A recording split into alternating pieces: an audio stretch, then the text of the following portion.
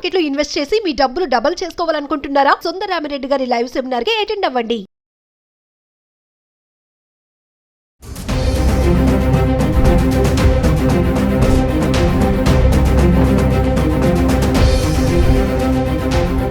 నమస్తే, welcome back to Suman TV. Present మనతో పాటు ఉన్నారు consumers affairs committee chairman మందరి Krishna Reddy గారు.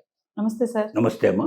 సార్, బంగారం ధరల గురించి మనం చాలా వీడియోలో మాట్లాడుకున్నాం. మీరు ఒకటే చెప్తారు అంటే అది పెరగడం తగ్గడం అనేది మన చేతిలో ఉండదు అని చెప్పేసి. మరి రోజు చూసుకుంటే 24 క్యారెట్స్ గోల్డ్ 1,14,000 చిల్లర ఉంది. అంటే ఇది ఎంతవరకు వెళ్ళొచ్చు? చాలా మంది ఏమంటున్నారు 1,20,000-25,000 వరకు కూడా వెళ్ళే ఛాన్సెస్ ఉన్నాయంటున్నారు.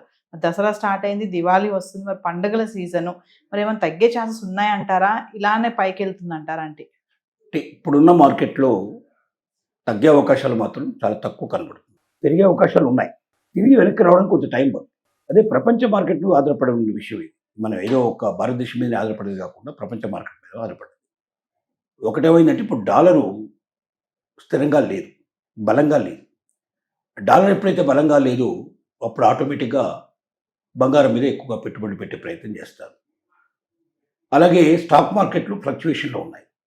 ఒకరోజు 500 పాయింట్లు తగ్గుతాయి, ఒకరోజు 1000 పాయింట్లు పెరుగుతాయి, ఒకరోజు 1400 పాయింట్లు తగ్గుతాయి. ఇలాగా స్థిరమైనటువంటి పద్ధతిలో లేదు, స్టాండర్డ్గా లేవు. ఎప్పుడైతే స్టాక్ మార్కెట్లు స్టాండర్డ్గా ఉండవో అప్పుడు పడిన బంగారం మీద పెట్టుబడి పెట్టే ప్రయత్నం చేస్తారు. ఇలాగే పెట్టుబడులు ఎక్కువగా మనం పెడితే వీటిలోన అది ఖచ్చితంగా మనకు రిటర్న్స్ వస్తాయని నమ్మకం ఉండేటప్పుడు మాత్రమే ఆ పెట్టుబడులు పెడతారు. ఇప్పుడున్న పరిస్థితుల్లో ట్రంప్ విధానాల వల్ల ప్రపంచ మార్కెట్లన్నీ కూడా అతాకుతలం అయిపోతున్నాయి. ఈ అతలాకుతలమైన పరిస్థితుల్లో ఇంకా దేనిలో అయినా డబ్బులు పెడితే అది మనకు చాలా దెబ్బతగులుతున్న పరిస్థితిలో వస్తుందా రాదా, మన డబ్బే మనకు రాకపోతున్నా అనే భయంతో బంగారం మీద పెట్టుకుంటే మాత్రం అది ఎటుపోదు. ఒకవేళ పెరగకపోయినా ఈ తగ్గే పరిస్థితులు చాలా తక్కువ. స్టాక్ మార్కెట్ లాగా ఒకేసారి బాగా పెరిగి ఒకేసారి డౌన్ అయ్యే పరిస్థితులు దీంట్లో ఉండవు. మెల్లమెల్లగా పెరుగుతాయి, మెల్లమెల్లగా తగ్గుతాయి దీంట్లో. రెండోది, ఇప్పుడు గత 2-3 సంవత్సరాల నుంచి పరిశీలించినట్టయితే 20%, 25%, 30%, 34% కూడా పెరిగాయి. ప్రతి సంవత్సరం పెరగడమే కానీ తగ్గడం లేదు. ఈ పరిస్థితులు చూసినట్టయితే పెరుగుతుందన్న ఆశ ఖచ్చితంగా కనబడుతుంది. దానికి ఒక బేస్ కనబడుతుంది.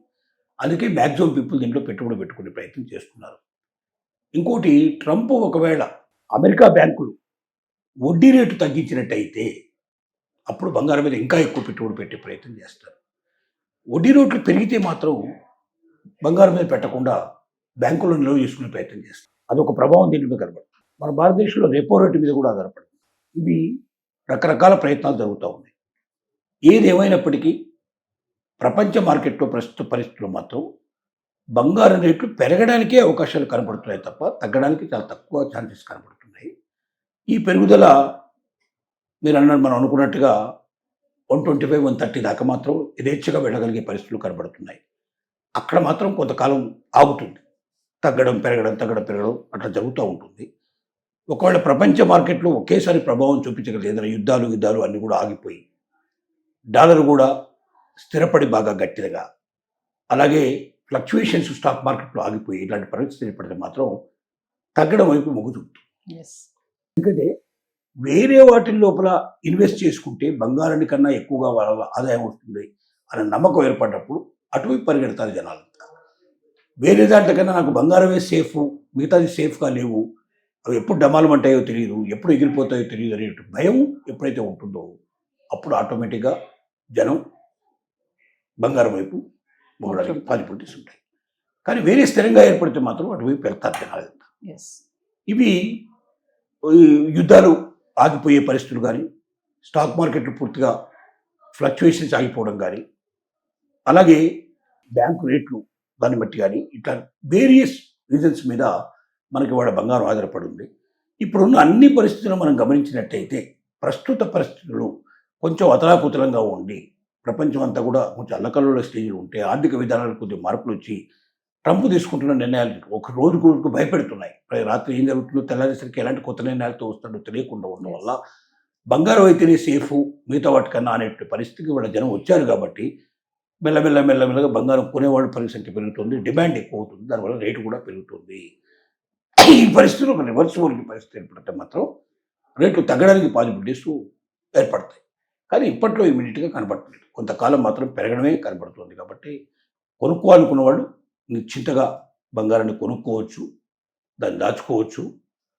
ప్యూర్ బంగారం మాత్రమే కొనుక్కోవాలి మనం చెప్పినట్టుగా ఎప్పుడు కూడా. Yes. ఆభరణాల మీద కొంటే దానివల్ల ఎప్పుడైతే రేటు తగ్గుతుంది బాగా. అంటే అది 24 క్యారెట్స్ బంగారం ప్యూర్గా తీసుకోవడానికి లెక్క పడదు. దాంట్లో ఇవన్నీ తీసేసిన తర్వాత ఒకటి లెక్కలు కడతారు కాబట్టి ఆ తీసివేతలో కొంత తేడాలు వచ్చే అవకాశాలు ఉంటాయి. Yes. బంగారం రేట్లు కూడా మనకు అంటే మనం అనుకున్నంత రేటు దాంట్లో రావడానికి అవకాశాలు ఉండవు. ప్యూర్గా ఉండేటువంటిది మనం దాన్ని కడ్డీ రూపంలో కానీ, బార్ రూపంలో కానీ, లేకపోతే దాన్ని నాణ్యాల రూపంలో కానీ, బిస్కెట్ రూపంలో కానీ ఇట్లా ఉండేట్టు కొనుక్కుంటే అది మనకు 100% ఎంతైతే మనం పెట్టుబడి పెడతామో అంత పెట్టుబడి మనకు వస్తుంది.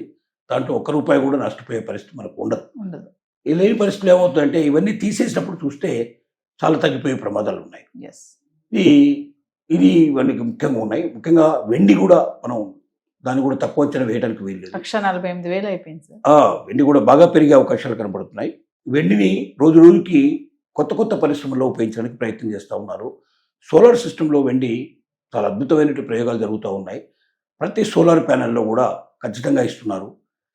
ఇంకా అలాగే మరి వాహనాల లోపల కూడా వెండిని ఉపయోగిస్తున్నారు కాబట్టి ఈ పెరుగుదల వెండికి ఇంకెక్కువ అవకాశం ఉంది. బంగారంతో పోలిస్తే వెండి ఎక్కువ పెరుగుతుంది.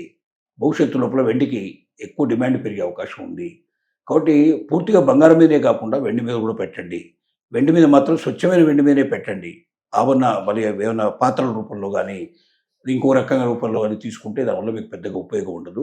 మీరు పూర్తిగా స్వచ్ఛంగా ఉండేటువంటి బంగారం వెండి మీదనే మీరు పెట్టుకున్నట్టయితే భవిష్యత్తులో ఉంటుంది. వెండి తక్కువ ధరలో దొరుకుతుంది. చిన్న మొత్తంలో పెట్టుబడి పెట్టుకునే వాళ్ళు కూడా వెండి మీద పెట్టుబడి పెట్టుకోవడానికి అవకాశం ఉంటుంది. కాబట్టి బంగారం కన్నా వెండి ఎక్కువ ఆలోచించవచ్చు. డబ్బులు పెరగాలనుకునే వాళ్ళు, భవిష్యత్తులో దీని మీద మనం డబ్బు సంపాదించాలనుకునే వాళ్ళు ఉన్నారు. బంగారం కన్నా ఎక్కువ వెండి మీద ఎక్కువ పెట్టుకుంటే అది మాత్రం ఖచ్చితంగా బంగారం కూడా తగ్గినా వెండి మాత్రం పెద్ద తగ్గకపోవచ్చు. వెండి పెరిగేదే కానీ తగ్గదు. వెండికి అట్లాంటి పరిస్థితులు కనబడుతున్నాయి. మొత్తం ప్రపంచ మార్కెట్లో వెండి రోజు రోజుకి విస్తరించిపోతుంది. వెండి యొక్క అవసరాలు బాగా పెరిగిపోతున్నాయి. అంటే బంగారాన్ని ఎప్పుడు కూడా మనం వాహనాల్లో ఉపయోగించే అవకాశాలు మనకు ఉండవు. ఇట్లాంటి పరిస్థితులు ఉండవు. సోలార్ ప్యానెల్స్ ఉపయోగించే అవకాశాలు మనకు ఉండవు. ఏదన్నా వాడేటువంటి మనం తయారు చేసే మందుల్లో ఎక్కడైనా చాలా స్వల్పంగా బంగారాన్ని ఉపయోగించే అవకాశం ఉంటుంది తప్ప వేరే వాటిల్లో ఉండదు. కానీ వెండిని అలా కాకుండా మరి రోజు తయారయ్యే లక్షలాది వాహనాల లోపల వెండిని ఉపయోగించే పరిస్థితి సోలార్ సంబంధించిన దాంట్లో బ్యాటరీస్లో వాటిల్లో ఉపయోగించడం కానీ ఇలాంటి వాటిల్లో చాలా వస్తున్నాయి. కాబట్టి భవిష్యత్తులో వెండికి గిరాకీ విపరీతంగా పెరుగుతుంది. ఇవాళ కొనుక్కున్న వాళ్ళు ఒక 10 ఏళ్ల తర్వాతనో 25 ఏళ్ల తర్వాతనో అమ్ముకోవాలనుకుంటే చాలా రెట్లు వాళ్ళకు లాభం వచ్చే అవకాశం ఉంది. ప్రస్తుత పరిస్థితి చూస్తే దేని మీద పెట్టిన పెట్టుబడి కన్నా వెండి మీద పెట్టే పెట్టుబడి ఎక్కువ లాభాలు సంపాదించే పరిస్థితి కనబడుతున్నాయి. తక్కువ డబ్బుతో కొనుక్కోవచ్చు, ఎక్కువ ఆదాయాన్ని సంపాదించవచ్చు. కాబట్టి మధ్యతరగతి వాళ్ళు కూడా వెండి మీద పెట్టుబడి పెట్టేందుకు ప్రయత్నం చేయడంలో తప్పు లేదని మనకున్న నిపుణుల యొక్క అంచనా. Thank you sir.